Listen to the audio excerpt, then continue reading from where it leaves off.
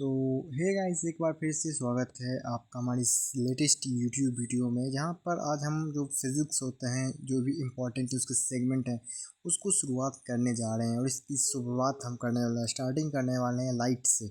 आपको पता है कि अगर आप एग्ज़ाम की तैयारी कर रहे हो, एसएससी या किसी भी कम्पिटिटिव एग्ज़ाम की, तो उसमें अगर जीके जीएस के सिलेबस देखोगे तो वहाँ पर लाइट एक बहुत बड़ा मेजर की रोल प्ले करता है आपके एग्ज़ाम में। यहाँ से कुछ क्वेश्चन ऐसे होते हैं जो तो आपसे थ्योरेटिकल पोर्शंस की तरफ पूछे जाते हैं, और कुछ क्वेश्चंस आपको न्यूमेरिकल बेसिस पे पूछे जाते हैं। लेकिन आप एसएससी एग्ज़ाम की तैयारी करते हो तो यहाँ पर थ्योरी और न्यूमेरिकल दोनों की अंडरस्टैंडिंग एक होना ही चाहिए। तो चलो शुरू करते हैं हम लाइट को बिना किसी टाइम के वेस्ट के। चलिए देखते हैं एक एक करके सभी चीज़ों को। उससे पहले आप इस पूरे चैप्टर को एक बार रिव्यू देख लो। देखो देखो लाइट क्या होता है। लाइट एक प्रकार की ऊर्जा होती है। अब यहाँ पे एक शब्द आया है ऊर्जा। तो ऊर्जा क्या होता है, एनर्जी क्या होता है। तो ऊर्जा ना, देखो, ऊर्जा हमें दिखता नहीं है, पर हमें वह शक्ति देता है जिससे हम किसी चीज़ को महसूस कर सके या देख सकें। तो ठीक लाइट भी एक प्रकार की एनर्जी है जो हमें यह शक्ति देती है कि हम किसी चीज़ को देख सकें। तो ऊर्जा क्या है, हमारा एक प्रकार से एक ऊर्जा है। तो फर्स्ट क्वेश्चन आपसे यहीं से पूछा जा सकता है, अगर एग्जामिनर बहुत ही ज़्यादा सिंपल एग्जामिनर आपसे क्वेश्चन बनाए तो प्रकाश एक प्रकार की है, फिल इन द ब्लैंक में आपसे पूछ सकता है। तो देखो इतना सिंपल से आपको लग रहा होगा, लेकिन आप जब एग्ज़ाम हॉल में बैठोगे वहाँ पर प्रेशर में इन चीज़ों को गलती करना बहुत ही आम बात होता है। तो आप हर एक चीज़ को क्लियर रखो। तो प्रकाश क्या है, एक प्रकार की ऊर्जा है जो कि विद्युत चुम्बकीय तरंगों के रूप में गमन करती है। लेट्स सी अब आता है विद्युत चुम्बकीय तरंगें। प्रकाश एक लाइट है, ठीक है, यहाँ तक तो हम लोग समझ गए। अब यहाँ से आता है विद्युत चुम्बकीय तरंगे के रूप में गमन करती है, आई मीन सीधी रेखा में गमन करती है। लाइट ऐसा नहीं है कि ये मतलब जिग जैग लाइक इस तरह के गमन करती है, नहीं। लाइट हमेशा सीधी स्ट्रेट लाइन में, जब भी ये ट्रेवल करेगी तो स्ट्रेट लाइन में ट्रेवल करेगी, ये कभी जिग जैग लाइन में नहीं करेगी। और ये किसकी तरह करती है, विद्युत चुम्बकीय तरंगों की तरह करता है, ठीक है। यह एक प्रकार की अनुप्रस्थ तरंगें हैं, वही बात होगा कि यह हमेशा स्ट्रेट लाइन में ट्रेवल करती है। नेक्स्ट आता है प्रकाश निर्वात में चाल 3 × 10⁻8 मीटर प्रति सेकेंड तथा पानी में प्रकाश की चाल 2.25 × 10⁻8 मीटर पर सेकेंड के वेग से गमन करती है। लेट्स सी यहाँ देखो क्या कहना चाह रहा है। देखो निर्वात एक शब्द है, निर्वात को समझो आप। निर्वात मतलब होता है वैक्यूम, जहाँ पर कोई भी मीडियम नहीं हो, कोई भी माध्यम हो ना हो, वहाँ पर ग्रेविटी काम ना करे, वह जगह क्या कहलाता है, निर्वात कहलाता है। जैसे हमारा स्पेस अंतरिक्ष, वह बिल्कुल ही निर्वात है, वहाँ पर कोई भी माध्यम है नहीं, वहाँ पर वायुमंडल है नहीं, पानी है, कुछ भी नहीं है, मतलब पूरा वैक्यूम, पूरा खाली है। वहाँ पर ग्रेविटी भी बिल्कुल ज़ीरो हो जाता है, तो उसे हम निर्वात कहते हैं। तो जो हमारा निर्वात है यानी कि स्पेस में प्रकाश की चाल, यानी कि हमारा जो लाइट है ट्रेवल कितना करता है, ये चीज़ को दिखाता है।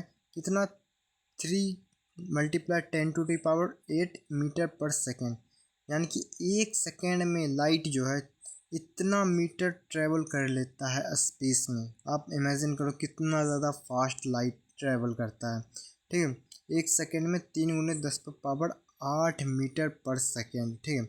और यही चीज़ अगर पानी में हम देखते हैं, यानी कि पानी एक मीडियम हो गया, पानी वहाँ पर हमारा प्रकाश की चाल घट जाती है।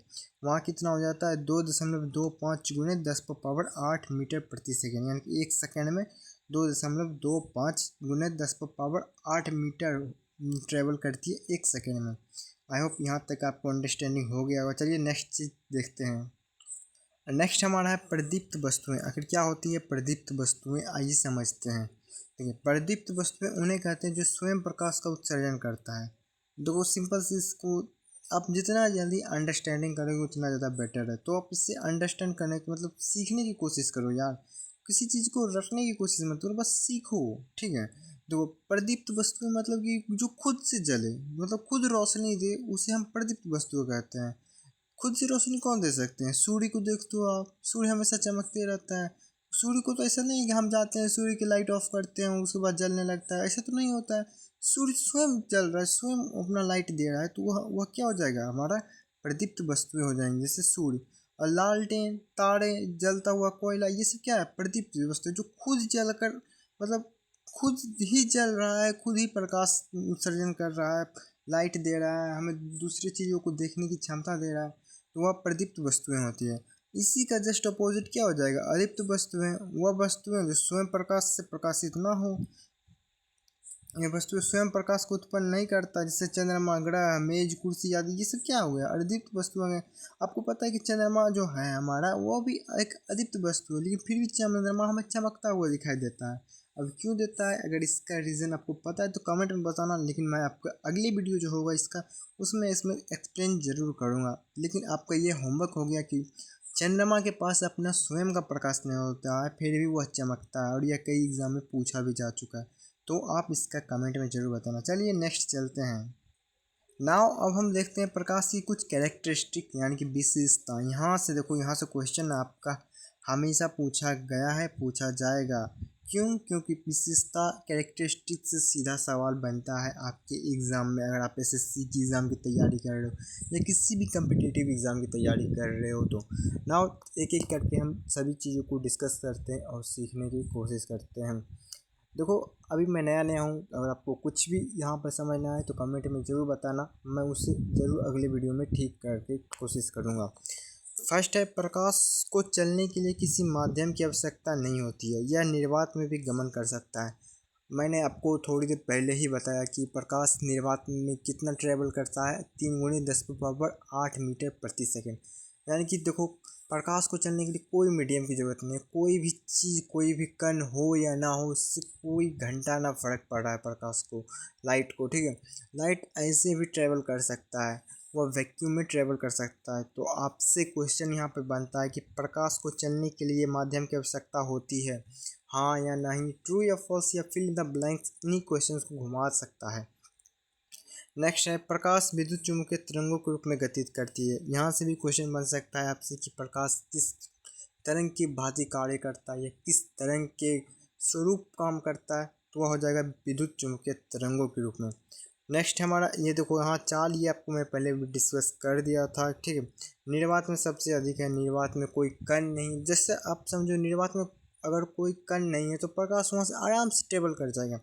लेकिन अगर यहीं वायुमंडल है या फिर कोई जल है, मान लो यहाँ पर जल है, ठीक है, जल के कण आपस में सटे हुए हैं, ठीक है, आपको पता है जल यहाँ है, यहाँ जब लाइट इसमें आएगा तो लाइट इसमें कणों से टकरा कर जाएगा, तो यहाँ पर इसकी क्या हो जाएगी, गति धीरे हो जाएगी। लेकिन अगर यही यहाँ निर्वात में जाएगा, यहाँ तो पूरा खाली है, यहाँ तुरंत ट्रैवल कर जाएगा। लेकिन वहीं अगर कण मिल गया, रुकावट आ गया, तो वो धीरे धीरे ट्रैवल करेगी। तो प्रकाश की चाल सबसे ज़्यादा कहाँ हुई, निर्वात में। क्यों? क्योंकि वहाँ पर कोई कण मौजूद नहीं है, इसी वजह से प्रकाश की चाल वहाँ पर सबसे ज़्यादा होती है, ठीक है। नेक्स्ट हमारा क्या है, नेक्स्ट है हमारा, प्रकाश सरल रेखा में गमन करती है। आपको मैंने पहले ही डिस्कस कर चुका हूँ कि प्रकाश हमेशा स्ट्रेट लाइन, बिल्कुल सीधी रेखा में लाइन करती है। ऐसा नहीं कि प्रकाश यहाँ जा रहा है फिर यहाँ आ गया फिर यहाँ आ गया, ऐसे इस तरह से कोई नहीं ट्रेवल करता है लाइट, ठीक है। वो हमेशा स्ट्रेट लाइन में ट्रेवल करेगी, जब भी करेगी, जिग जैग में नहीं, ठीक है। नेक्स्ट हम आता है, प्रकाश जब ठोस या द्रव माध्यम में प्रवेश करती है तो प्रकाश का अपवर्तन होता है। अब यहाँ से हमारा एक और टॉपिक आता है, प्रकाश का अपवर्तन, जिसे मैं अगले वीडियो में डिस्कस करने वाला हूँ, ठीक है। अगर आप पहली बार इस चैनल पे हो तो प्लीज़ सब्सक्राइब कर देना, और एक बार जाके आप चैनल को विज़िट कर सकते हो, क्या कंटेंट मिल रहा है, ठीक है। तो देखो, इस टॉपिक को मैं प्रकाश का परिवर्तन नेक्स्ट वीडियो में आपको डिटेल से एनालाइज करा दूंगा। तब तक के लिए धन्यवाद, और अपने दोस्त में ज़रूर शेयर कर देना।